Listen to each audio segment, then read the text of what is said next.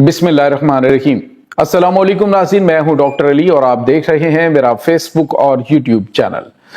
नाज़रीन, बड़ी अहम तरीन डेवलपमेंट्स हैं, बहुत बड़ी खबर आपको देने जा रहे हैं कि बिल आखिर ईरानी मिसाइलों की रेंज यूरोप तक पहुंच गई है। नाज़रीन, शुमाली कोरिया की ईरान अमेरिका जंग में दबंग एंट्री ने यूरोप के होश उड़ाकर रख दिए। इसकी तमाम तर डिटेल्स आपके साथ हम शेयर करेंगे। जबकि दूसरी तरफ पाकिस्तान को जंग में घसीटने की अमरीकी और बरतानवी कोशिश पाकिस्तान ने नाकाम बना दी है। एक बार फिर ईरान के अंदर पाकिस्तान जिंदाबाद के नारे लगे हैं। नाज़रीन, इसकी तमाम तर डिटेल्स आज की इस व्लॉग में आप जान पाएंगे और मशरिक़ वुस्ता में इस वक्त जो ताज़ा तरीन अपडेट्स हैं ये तमाम तर हम आपके साथ शेयर करेंगे।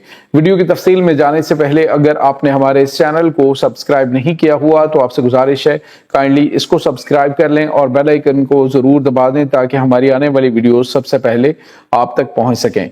नाज़रीन, हम आपके शुक्रगुजार हैं जो आप हमारे वीलॉग्स को देखने के लिए वक्त निकालते हैं और कमेंट सेक्शन में अपनी मोहब्बतों का इजहार भी करते हैं। नाज़रीन, इस वक्त सूरत हाल बड़ी तेजी से तब्दील होते हुए बड़ी ही खौफनाक शक्ल इख्तियार कर रही है।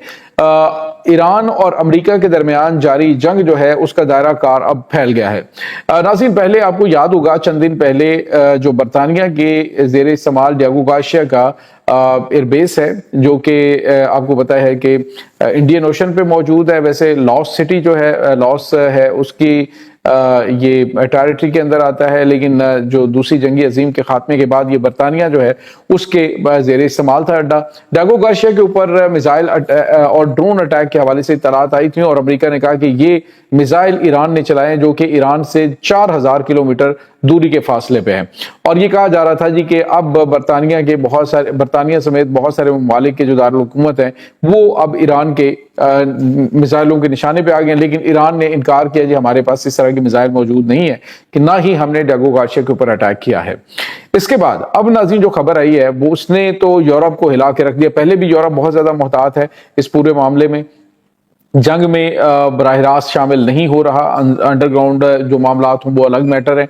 अब नाज़रीन हुआ यह है कि शुमाली कोरिया के सदर जो हैं शी जिनपिंग, वो शुमाली कोरिया के सदर जो किम जोंग हैं वो अब मैदान में आ गए। उन्होंने ईरान को 500 मिसाइल दिए हैं। नाज़रीन, ये 500 मिसाइल जो हैं जिसके बारे में खबर आ रही है ये मिसाइल जो हैं वो सायांग के नाम से हैं और वासांग मिसाइल जो है वासांग 18 इनका नाम है, बैनुल बरआज़मी मिसाइल हैं और ये अपने टारगेट्स को 15,000 किलोमीटर दूरी पे हिट कर सकते हैं।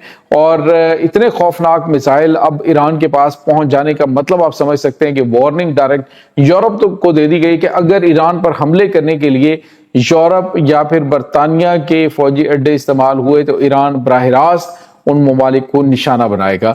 और नाज़रीन, ये बहुत गैर मामूली है, 500 बैलिस्टिक मिसाइल्स का ईरान के पास आ जाना और वो भी 15,000 किलोमीटर दूर तक टारगेट्स को हिट करने की सलाहियत के बाद तो अमेरिका जो है वो भी समझ लीजिए कि ईरान के निशाने पर आ चुका है, क्योंकि अमेरिकी फौजी अड्डे जो इन यूरोपीय ममालिक के अंदर मौजूद हैं उनको भी ईरान हिट कर सकता है।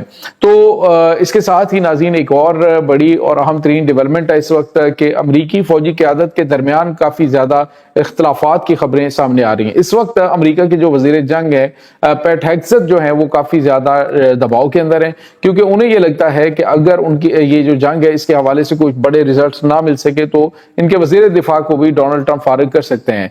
और इस सिलसिले में जो उनके अहम तरीन जनरल्स हैं इसीलिए उनको खास तौर पे जो रेस्कल हैं उनको फारिग किया गया। जनरल रेस्कल बड़ी अहम तरीन शख्सियत थे, उनको भी उन 12 जनरल्स में निकाल दिया गया है फौज से, जो कि इस में मुमकिन तौर पे उनको रिप्लेस कर सकते थे। दूसरी तरफ नाज़रीन जो बड़ी और अहम खबर है, पाकिस्तान इस वक्त बड़े नपे तुले अंदाज में आगे बढ़ रहा है। पाकिस्तान का हर कदम बड़ा सोचा समझा है। इस वक्त आप अंदाजा लगाइए कि पाकिस्तान वाहिद मुल्क है जिसके जो जहाज हैं उनको स्ट्रेट ऑफ होर्मुज़ से गुजरने की इजाज़त है। और अभी जो पाकिस्तान की जानिब से एक मैसेज दिया गया 80 रुपए फी लीटर जो पेट्रोल की कीमतें रिड्यूस करने के हवाले से बात की गई और ये खबर आई है, इसका मतलब यह है कि पाकिस्तान ने मैसेज भारत को भी दे दिया है कि कशीदगी जो बढ़ाने की पाकिस्तान के मगरबी बॉर्डर पे कोशिश कर रहा है और मशरकी बॉर्डर पे भी कोशिश कर रहा है। तो पाकिस्तान ने मैसेज दिया कि हमारी एनर्जी की जरूरत जो है वो बिल्कुल पूरी भी हो रही है और हमारे पास तमाम तर वसाइल मौजूद हैं। अगर जंग हुई तो पाकिस्तान किस तरह से इसको भारत को जवाब दे सकता है। तो पाकिस्तान कहने का मतलब है कि बड़ी मुतदिल پالیسی لے کے چل رہا ہے اس جنگ کے حوالے سے بھی، اور پہلے بھی آپ کو پتا ہے کہ رشیا یوکرائن کے معاملے میں بھی پاکستان جو ہے وہ بڑے بہتر انداز میں چلا ہے، حالانکہ یوکرائن کے ساتھ پاکستان کے بڑے اچھے تعلقات تھے، لیکن اس جنگ میں پاکستان نیوٹرل رہا۔ اب ہمارے پاس جو اطلاعات آ رہی ہیں وہ یہ ہیں کہ برطانیہ کے اندر ناظرین برطانوی میری ٹائم سیکیورٹی کے حوالے سے ایک میٹنگ ہوئی ہے کل، اس میٹنگ میں پاکستان کو بلایا گیا تھا۔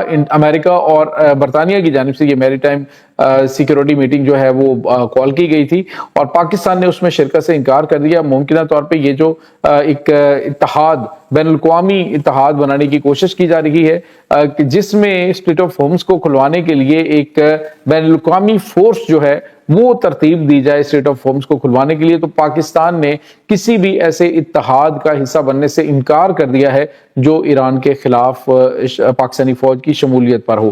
تو پاکستان نے ایک بار پھر ایرانیوں کے دل جیت لیے ہیں۔ ایران میں آلریڈی پاکستان کے حوالے سے تشکر کے نعرے لگتے ہیں، لیکن اب ناظرین جو صورتحال ہے وہ بڑی تبدیل ہو گئی ہے۔ پاکستان کا اس طرح سے عالمی پلیٹ فارمز کے اوپر بڑے بہتر انداز میں آگے بڑھنا اور اپنی متوازن پالیسی کو لے کے چلنا، یہ پاکستان کی عسکری اور پولیٹیکل جو لیڈرشپ ہے اس کی جو ویژنری اور خاص طور پہ جو آنے والے خطرات ہیں ان سے نمٹنے کی بہترین صلاحیت کی عکاسی کرتے ہیں۔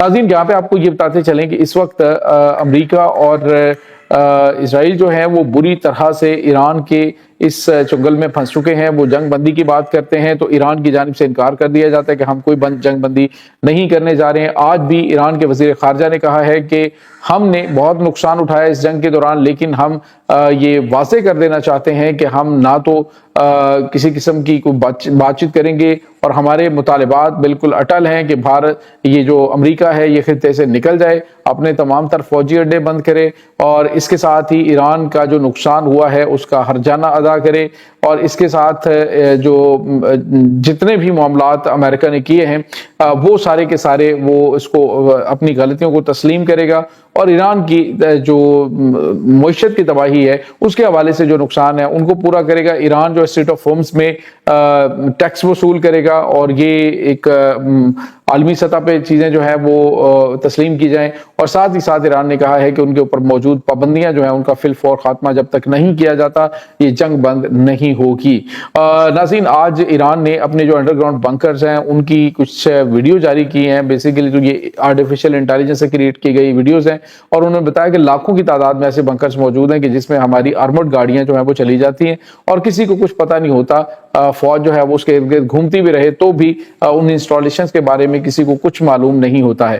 ناظرین ایران کی جو تیاریاں ہیں، آج جو ہے وہ بی بی سی کی اور سی این این کی ایک رپورٹ ہے جس میں انہوں نے واضح طور پہ بتایا کہ ایران جو ہے وہ اس وقت اس نے جیسے امریکہ نے اٹیک کیا تھا تو اس نے بہت ساری مزید جو انڈر گراؤنڈ انسٹالیشنز ہیں، جو ڈگنگ ہے، انہوں نے ٹنلز کی کرنی شروع کر دی تھی کہ اگر کوئی تباہ ہوتی ہیں تو فوری طور پہ ہم جو ہے وہ اس کو ریپلیس کر سکیں۔